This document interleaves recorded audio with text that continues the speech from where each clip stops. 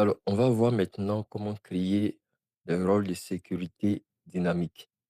Alors ici, on va commencer par créer une table utilisateur où tous les différents utilisateurs seront liés à la table pays à partir de leur email. Donc, je vais créer une table utilisateur, accueil, entrée des données. Je vais l'appeler utilisateur.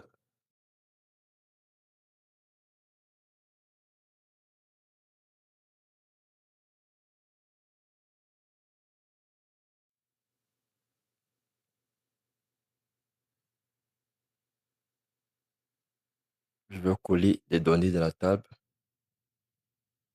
Clic droit, modifier la requête.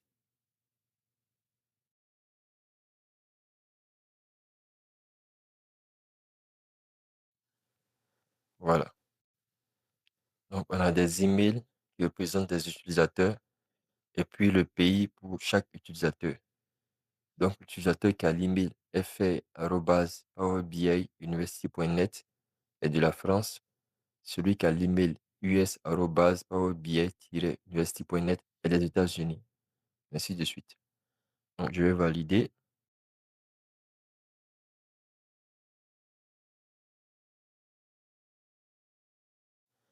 Voilà.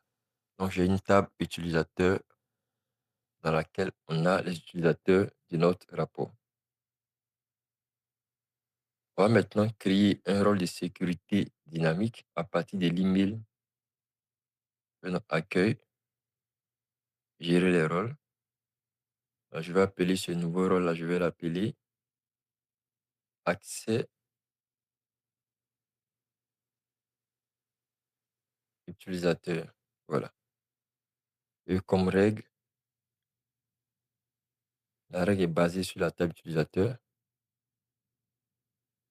On veut récupérer l'email. Je vais basculer vers l'éditeur d'Axe. Donc, email égale à, j'utilise la fonction user principal name. Voilà.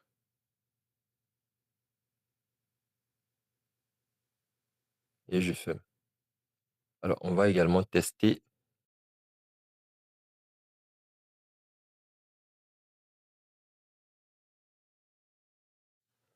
Alors, tester un rôle de sécurité dynamique. On va déjà sélectionner le rôle en question. C'est accès utilisateur. Et puis préciser un email. Donc, autre, je vais mettre fr arrobase.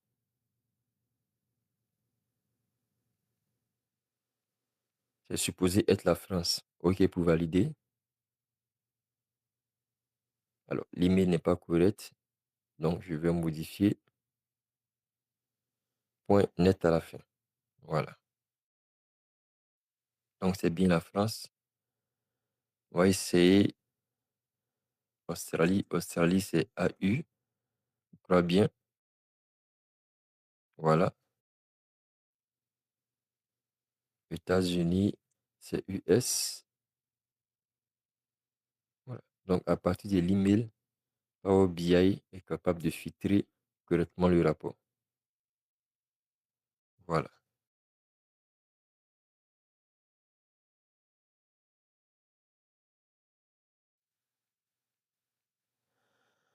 Cela veut dire que lorsqu'un utilisateur n'est pas dans la base utilisateur, il ne pourra pas avoir accès au rapport. Alors, si le fil de sécurité ne marche pas, vérifiez que Power BI Desktop a bien créé les relations entre la table utilisateur et la table région. Alors, chez moi, la relation a été créée automatiquement. Ça doit l'être également de votre côté si on a utilisé les mêmes configurations. Si ce n'est pas le cas, assurez-vous de créer la relation entre la table utilisateur et la table région pour que le fit de sécurité puisse bien se propager. Comme on l'a dit également dans le cadre de l'exercice, il y a le responsable global des ventes de l'entreprise qui doit être capable d'accéder aux ventes de tous les pays. Alors pour lui, on va créer un rôle spécial, gérer les rôles, sans aucun filtre. Donc nouveau rôle, on va l'appeler par exemple super user et on ne va définir aucun filtre pour ce rôle. Enregistrer, voilà. On va tester. Là, ce qu'on va faire, on va choisir le rôle super user et n'importe quel email qu'on mettra à ce rôle-là pour avoir accès à l'ensemble des lignes du rapport. Donc, je reste par exemple à l'utilisateur CIA, celui du Canada, que je valide l'accès à toutes les lignes parce qu'il a été placé sur le rôle super utilisateur. Puis je mets l'utilisateur de la France, voilà, l'accès à toutes les lignes.